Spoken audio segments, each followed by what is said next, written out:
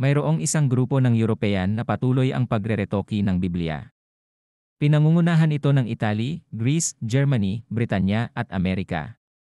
Kung ano ang ginawa ng mga ancient Greeks noon ipinagpapatuloy lamang nila sa ngayon. Ang video na ito ay bahagi ng madugong kasaysayan ng Biblia sa kasalukuyang mga nangyayari marami na silang binago noon at sa muli ay marami pa silang babaguhin ngayon. Iyan ang dahilan kaya marami ang nagkukontrahan na mga version ng Biblia. Nagsulputan din ang iba't ibang relihiyon at nagkahati-hati ang mga tao at nagdudulot ng kalituhan sa mundo. Ngayon ay ipinapayo namin na mag-ingat at maging mapanuri sa mga version na binabasa.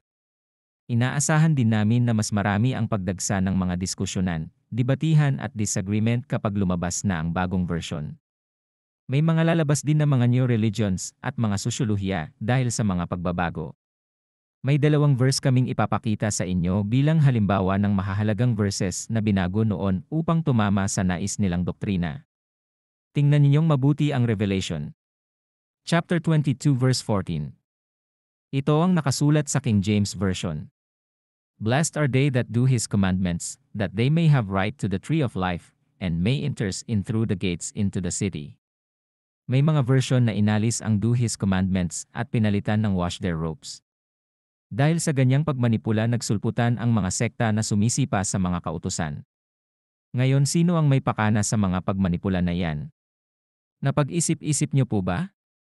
Ang mga Biblia ngayon ay maari nating iklasipay sa tatlong kategorya. Number 1 Catholic Bible. Number 2 Protestant Bible. Number 3 Catholic Bible disguised as Protestant Bible.